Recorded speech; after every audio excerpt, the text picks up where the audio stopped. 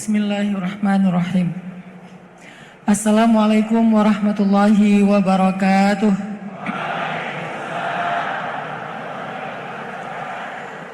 Alhamdulillahirabbil alamin. Alhamdulillahilladzi bi ni'matihi tatimmus shalihat wa bi fadlihi tatanazzalul khairat wal barakat wa bi taufiqihi tatahaqqaqul maqasid wal ghayat.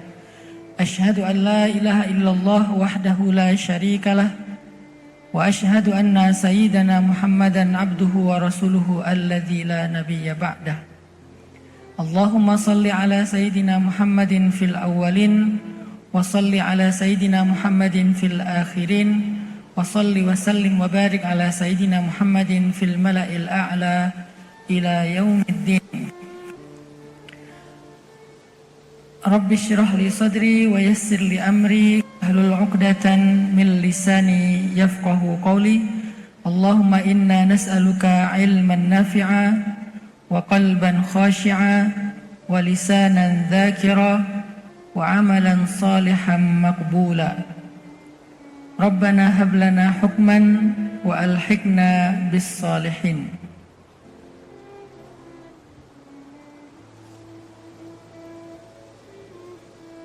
Allah Subhanahu wa taala berfirman di dalam pembukaan surat Al-Ankabut ayat pertama. A'udzu billahi minasy syaithanir rajim. Bismillahirrahmanirrahim. Alif Lam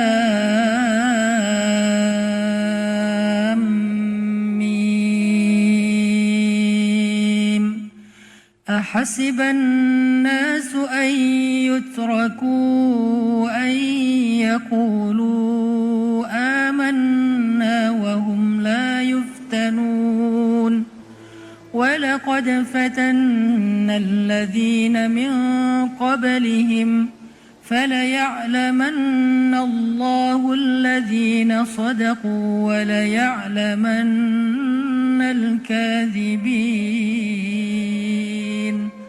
Sadaqallahul azim. Teman-teman yang dirahmati Allah Subhanahu wa taala, alhamdulillah kita bersyukur pada sore hari ini kita bisa duduk bermajlis di dalam rumah Allah yang sangat indah ini. Luar biasa. Ini bangunan yang saya kira tadi ini Hagia Sophia. Kayak pernah aja Ustadz. Ini adalah kesempatan yang sangat mulia. Pertama, kita ada di rumah Allah. Kemudian yang kedua, saya bersyukur karena ada di antara orang-orang yang istimewa, yaitu kalian para jomblo-jomblo. Karena para jomblo itu adalah orang-orang yang istimewa. Kenapa istimewa? Karena mereka orang yang punya banyak ujian godaan untuk berbuat dosa di masa muda, tetapi mereka memilih untuk sendiri daripada mereka melakukan dosa. Mereka lebih memilih jadi single alias jomblo daripada mereka pacaran. Ini benar gak sih kalian jomblo? Enggak. Salah dong saya. Kan salah satu dari 7 golongan yang di padang mahsyar mendapatkan naungan Allah itu adalah justru nomor kedua setelah pemimpin yang adil, langsung syabun nasya'a fi ibadatillah. Pemuda yang tumbuh dalam beribadah atau taat kepada Allah. Dan pemuda yang tumbuh dalam ketaatan kepada Allah ini salah satunya adalah mereka yang memilih untuk tetap single daripada pacaran. Mereka yang memilih untuk meninggalkan dosa-dosa dalam hubungan dengan lawan jenis, meskipun sebetulnya mereka punya kesempatan untuk melakukan itu. Makanya saya bilang jadi jomblo itu keren. Kalian gak usah merasa kecil hati atau rendah diri jadi jomblo, karena jomblo itu adalah sebuah pilihan. dan kalian sudah memilihnya karena Allah Subhanahu wa taala. Makanya saya bilang jomblo fisabilillah. Memilih status single, memilih status jomblo karena Allah. Apa maksudnya karena Allah? Karena gak pengen berbuat dosa di hadapan Allah. Karena pengen Allah ridho dengan status kita sebagai pemuda. Berarti kejombloan kalian itu di jalan Allah, yang saya istilahkan dengan bahasa yang absurd, jomblo fisabilillah atau jovisa. Kita juga bahagia karena di hadapan kita ini banyak guru-guru kita. Saya mohon izin kepada para guru semuanya, kalau saya duduk di depan untuk berbagi semangat dengan anak-anak muda di Brawijaya ini. Sebetulnya di sini ada sepupu saya yang dosen juga di sini. Namanya kalau kita manggilnya Mbak Rizka, Bu Rizka ya. Mana orangnya? Ada enggak? Oh ternyata saya salah. Ada sih, ada. Nanti kalau kalian ada yang punya dosen namanya Bu Rizka, bilang saya fansnya Ustadz Hanan, tolong nilai saya di yang bagus gitu. Nggak bisa ya, nggak bisa saya kasih syafaat.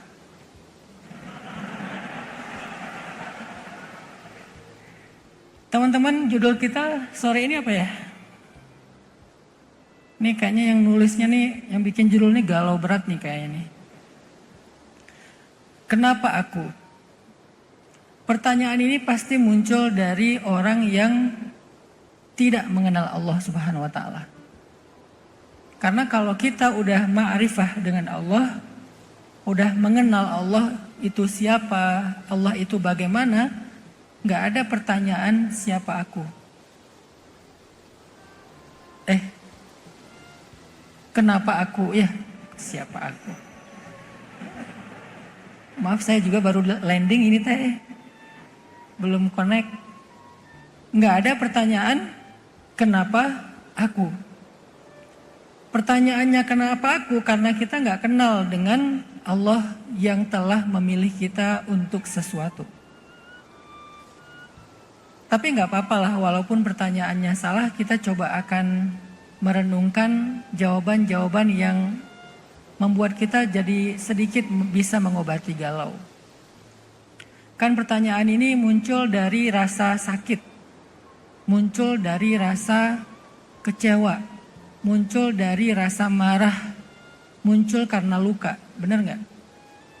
Ketika kita sakit, marah, kecewa, terluka dengan pengalaman hidup, tiba-tiba kita nanya, ya Allah kenapa aku? Kenapa aku yang menerima semua ini? Kenapa aku yang harus diuji seberat ini? Kenapa aku yang harus mengalami semua ini?